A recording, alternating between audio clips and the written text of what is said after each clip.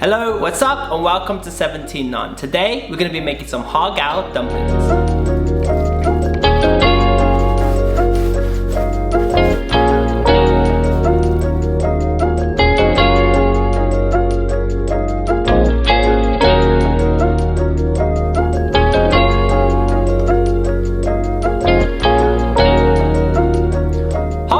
Pretty unique when it comes to dumplings and are ridiculously delicious. What makes Har Gow so unique is its translucent dumpling wrappers that are made up of various starches.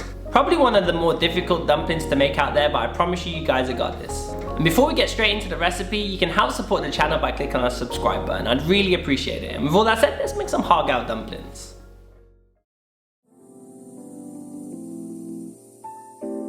Let's begin by preparing some shrimp. Firstly, cover the shrimp in kitchen paper. This helps eliminate some of the moisture. First, take out half the shrimp. Use the side of a cleaver to mince. Nice and easy, and we're going to use this half of the shrimp to act as a binding agent. Run over the shrimp with a cleaver until nice and fine. When minced, add to a large mixing bowl. Now to prepare the other half of the shrimp. Slice the other half of the shrimp, and we're looking for a rough dice. We're going to add this to the minced shrimp, and this is going to give the Har Gow a really nice texture. Time to make this filling a little bit more interesting.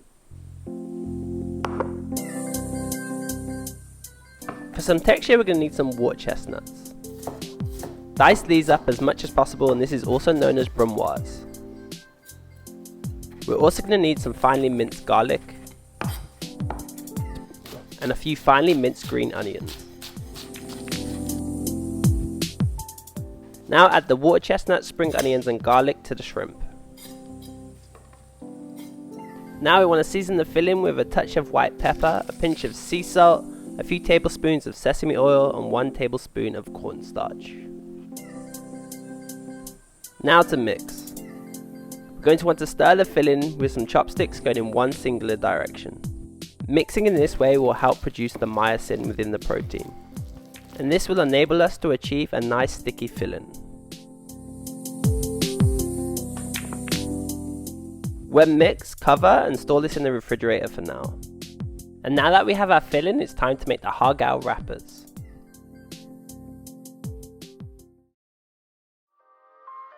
For these wrappers, we're going to need a various mix of starches. In a large mixing bowl, add 100 grams of wheat starch, 100 grams of tapioca starch, 30 grams of cornstarch and 1 teaspoon of salt. Mix all of the dry ingredients until evenly combined.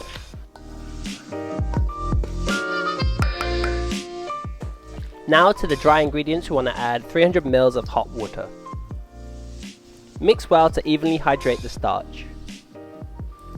The hot water will begin to cook the starch, and we're looking for a crumble-like consistency. At this point, leave to slightly cool, then when ready, begin to knead by hand. The starch should be still kinda hot at this stage, so take care when doing this. Continue to knead until a cohesive ball of dough is formed. When ready, empty out the dough onto a worktop. Add a touch of neutral oil and begin to knead until nice and smooth. Adding the oil at this stage will help the dough become nice and elastic.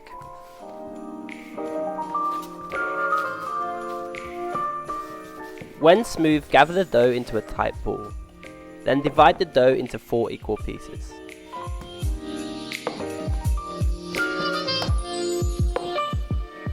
When cut, cover, as this dough can tend to dry out pretty quickly. Next, take out 1 piece of dough and begin to roll. We're looking for a cylinder of dough that's approximately 1 inch in diameter.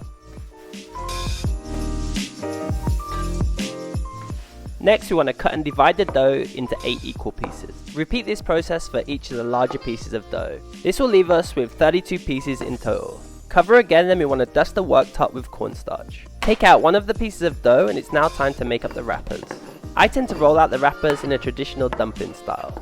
However, traditionally, people use the side of a cleaver, but I'm not quite at that level yet. All I'm doing here is rolling to the center whilst rotating the dough with my offhand. We should end up with a piece of dough that is slightly thicker in the center and is about the size of your palm. When all of the wrappers are made up, cover again, and now we're ready to make Har Gow. Take out the filling we made earlier, then add 1 to 2 teaspoons to the center of the wrapper. Now to fold. Today I'm going to show you one of the more easier dumpling folding techniques. Gather the dough together with both hands. Then enclose 3 of the edges together to form a triangular shaped dumpling. Ensure that all the edges are sealed, and now we have har gow. This is not the traditional way to fold har gow, but it's a good intro if you're new to making fresh dumplings. Repeat this process for each of the wrappers, then when ready, place all of the har gow onto a tray for now. All that's left to do now is to steam these dumplings. Place each har gow onto a small piece of parchment paper, then add to a bamboo steamer. Take care not to overload the steamer, then when fully loaded, we're ready to steam.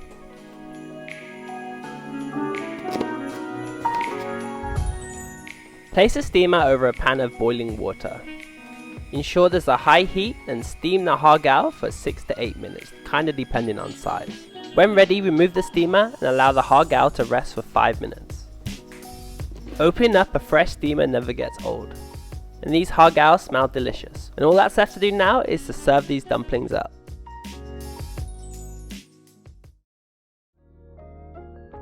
Now for the moment you've all been waiting for. Time to serve.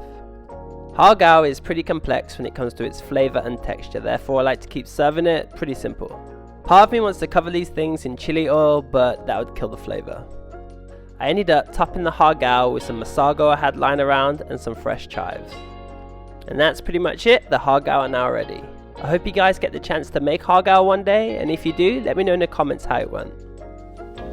At this part of filming the recipe was around 2:30 AM, and if I'm honest with you, I'm not really thinking about food at that point. Regardless, the texture of the har gow was pretty nuts, the flavour was on point and everything worked together in harmony. Actually, the masago worked really well with the filling also. I'd like to take the time to thank you all for your continued support, I really appreciate it. I hope you guys enjoyed this recipe again, and I'll see you guys in the next one. Thanks for watching, and I hope you guys enjoyed this recipe. If you want to see more content like this in the future, then click on the subscribe button, I'd really appreciate it. With all that said, have fun, take care, and as always, peace.